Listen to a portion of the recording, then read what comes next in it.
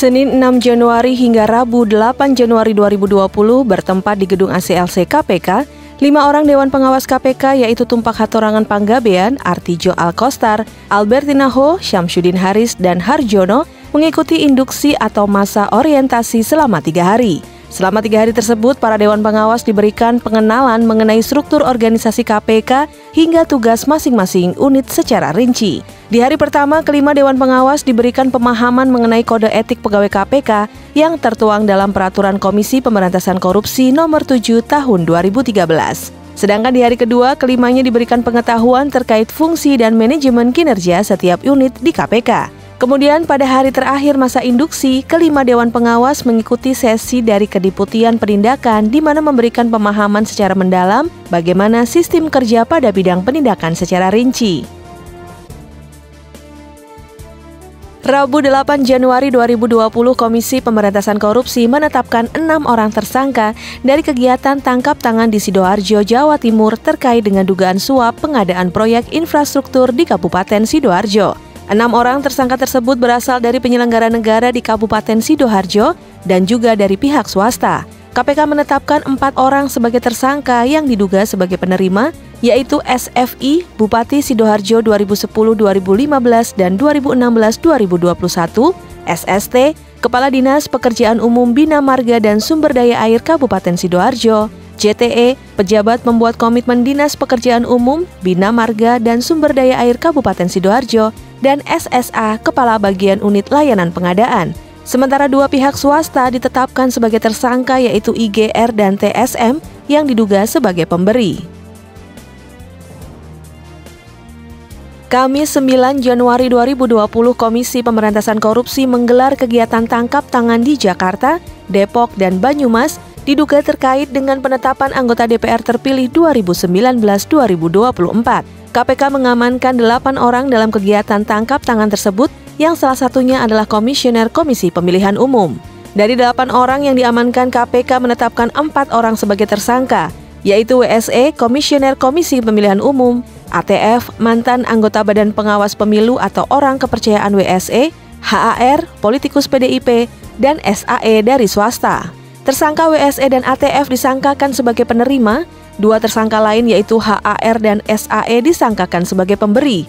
HAR melalui SAE diduga memberi sejumlah uang untuk WSE melalui ATF terkait dengan penetapan anggota DPR pengganti antar waktu 2019-2024. Di hari yang sama, Wisnu Tama Kusubandio, Menteri Pariwisata dan Ekonomi Kreatif, menyambangi Gedung Merah Putih KPK. Bermaksud menyerahkan laporan harta kekayaan penyelenggara negara atau LHKPN. Kedatangannya disambut oleh Alexander Marwata, pimpinan KPK, dan Isnaini, Direktur Pendaftaran dan Pemeriksaan LHKPN. Sebagai pejabat negara baru, Wisnu Tama awalnya mengaku sedikit mengalami kesulitan dalam menyampaikan LHKPN. KPK memberikan waktu kepada menteri yang baru dilantik sebagai pejabat publik untuk melaporkan hartanya paling lama 3 bulan setelah dilantik atau hingga 20 Januari 2020. Selasa 14 Januari 2020, pimpinan KPK mengunjungi beberapa kementerian dan lembaga yang selama ini menjadi mitra kerja KPK. Dalam kunjungannya, pimpinan KPK menyampaikan beberapa hal terkait kerjasama dan sinergitas antar lembaga, baik dalam bidang penindakan maupun pencegahan korupsi. Kementerian lembaga yang disambangi yaitu Kejaksaan Agung, Kepolisian Republik Indonesia, Kemenko Polhukam RI, Kementerian Keuangan RI, Badan Pemeriksaan Keuangan atau BPK, Kementerian Koordinator Bidang Kemaritiman dan Investasi Republik Indonesia, Badan Pengawasan Keuangan dan Pembangunan atau BPKP, Kementerian Hukum dan HAM, TNI, MPR, Komisi 3 DPR RI, PPATK, Kementerian BUMN, Kementerian Agama, Kementerian PUPR, dan LPSK. Rabu 15 Januari 2020, pimpinan KPK Alexander Marwata dan Lili Pintauli Siregar menerima audiensi John Wempi Wetipo, Wakil Menteri Kementerian PUPR, dan Widiarto, Inspektur Jenderal Kementerian PUPR di Gedung Merah Putih KPK.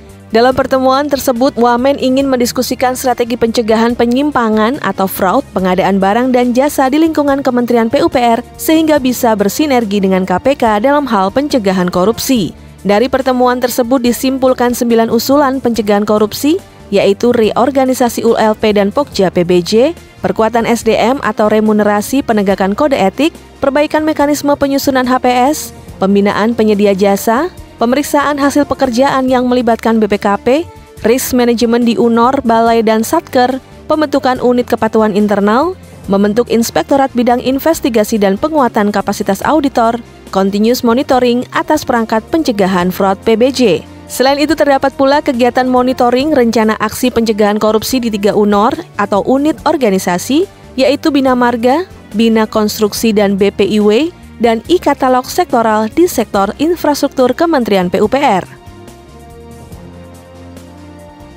Jumat 17 Januari 2020, Komisi Pemberantasan Korupsi menetapkan 10 tersangka baru hasil pengembangan tindak pidana korupsi proyek jalan di Kabupaten Bengkalis dengan nilai total proyek sebesar 2,5 triliun rupiah. KPK menetapkan 10 orang sebagai tersangka, yaitu MN, mantan Kepala Dinas PU Bengkalis, HS swasta, MB swasta, TAK pejabat pembuat komitmen, IKS, PES, DH, FT, VS, dan SH dari swasta. 10 orang ini diduga melakukan tindak pidana korupsi atas 4 paket proyek pembangunan jalan di Bengkalis, Riau. Keempat proyek tersebut adalah peningkatan jalan lingkar Bukit Batu Siak Kecil, peningkatan jalan lingkar Pulau Bengkalis, pembangunan jalan lingkar Barat Duri, dan pembangunan jalan lingkar Timur Duri. Berdasarkan hasil perhitungan sementara terhadap keempat proyek tersebut diduga mengakibatkan kerugian keuangan negara kurang lebih sebesar total 475 miliar rupiah. Senin 20 Januari 2020, Hakim menjatuhkan pidana penjara selama 2 tahun dan denda 100 juta rupiah subsidiar 3 bulan kepada Muhammad Romah Hurmuzi atau Romi, mantan Ketua Umum Partai Persatuan Pembangunan atau P3, pada sidang putusan di Pengadilan Tipikor Jakarta. Romi divonis bersalah karena terbukti menerima suap sebesar 255 juta rupiah dari Kepala Kantor Kemenak Provinsi Jawa Timur Haris Hasanuddin dan 91,4 juta rupiah dari Kepala Kantor Kemenak Kabupaten Gresik Muhammad Muafak Wirahadi. Putusan tersebut lebih ringan dari tuntutan jaksa penuntut umum pada sidang sebelumnya, yaitu 4 tahun penjara dan denda 250 juta rupiah subsidiar 5 bulan kurungan. Jaksa juga menuntut pidana tambahan berupa pembayaran uang sebesar 46,4 juta rupiah dan menuntut pencabutan hak politik Romi selama 5 tahun usai menjalani pidana pokok. Rabu 22 Januari 2020, Nawawi Pomolango, Alexander Marwata, dan Nurul Gufron, pimpinan KPK, menerima Juhandi Grossman, Chief in Party USAID Cegah. Mereka melakukan pembahasan guna menindaklanjuti kerjasama yang telah terjalin selama 10 tahun terakhir. Pahala Nainggolan, Deputi Bidang Pencegahan, menyebutkan KPK sedang menyusun renstra di mana di dalamnya terdapat 6 fungsi KPK, yaitu peningkatan sumber daya manusia, infrastruktur, regulasi, kemudahan birokrasi, dan transformasi ekonomi yang diharapkan dapat mendukung 5 fokus utama pemerintah. Kamis 23 Januari 2020, Transparency International Indonesia atau TII kembali merilis Indeks Persepsi Korupsi 2019 di Jakarta. Indonesia meraih skor 40 dari 100 dan berada di peringkat 85 dari 180 negara yang disurvei. Pencapaian Indonesia naik 2 poin dari tahun 2018. Hal ini menjadi penanda bahwa perjuangan melawan korupsi yang dilakukan oleh pemerintah, KPK, lembaga dan masyarakat menunjukkan upaya positif. Syamsuddin Haris, anggota Dewan Pengawas KPK, mengatakan capaian tersebut harus diapresiasi. Dia berharap di tengah arus besar yang menghadang, KPK sebagai ujung tombak pemberantasan korupsi bisa bekerja secara maksimal. Indeks Persepsi Korupsi Indonesia berada di peringkat 4 di antara negara-negara Asia Tenggara. Peringkat pertama ditempati Singapura dengan 85 poin, kedua Brunei Darussalam 60 poin, dan Malaysia 53 poin. Senin 27 Januari 2020, Komisi 3 DPR RI kembali mengundang KPK dalam rapat dengar pendapat di ruang rapat Komisi 3 Jakarta. Kali ini merupakan RDP pertama pimpinan KPK Jilid 4. Hadir dalam rapat tersebut Dewan Pengawas KPK, Tumpak Hatorangan Panggabean sebagai Ketua, Albertina Ho, Artijo Alkostar, Harjono, dan Syamsuddin Haris, serta pimpinan KPK, Firly Bahuri Ketua KPK, Alexander Marwata, Lili Pintauli Siregar, Nawawi Pomolango, dan Nurul Gufron. Dipimpin oleh Desmond J. Mahesa, Wakil Ketua Komisi 3 DPR, agenda rapat membahas program rencana strategis 2019-2024, rencana kerja tahunan KPK 2020, pengelolaan SDM, tugas Dewan Pengawas dalam pelaksanaan tugas dan wewenang KPK, serta sinergitas koordinasi dengan pimpinan KPK dalam lingkup pengawasan. Selasa 28 Januari 2020, KPK dan Auriga Nusantara menyelenggarakan diskusi peran jurnalisme warga dalam diseminasi informasi penegakan hukum di sektor SDA yang digelar di Pusat Edukasi Anti Korupsi. Dibuka oleh Yuyuk Andriati Iska, Kepala Pemberitaan dan Publikasi Biro Hubungan Masyarakat KPK, dikatakan selama ini banyak yang sudah dilakukan KPK dalam sektor sumber daya alam, namun belum terpublikasikan secara luas termasuk di Papua. Menurutnya, isu lingkungan di Papua merupakan isu yang penting.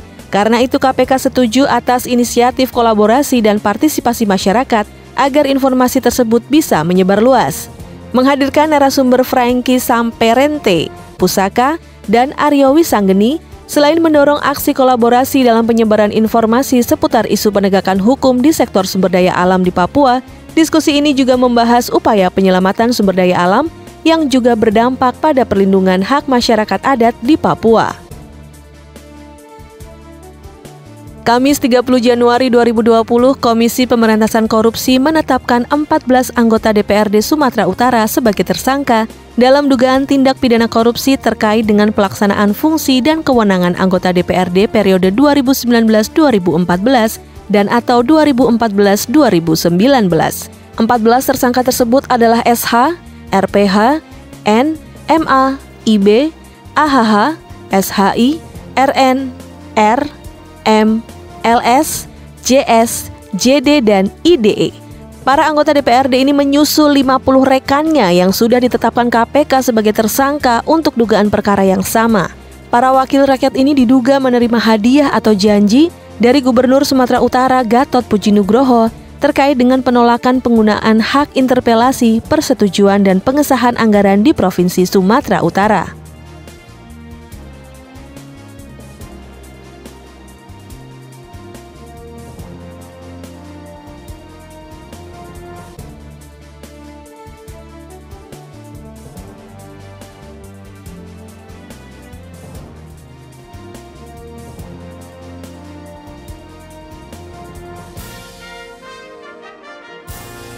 Demikian Kanal Buletin bulan Januari 2020.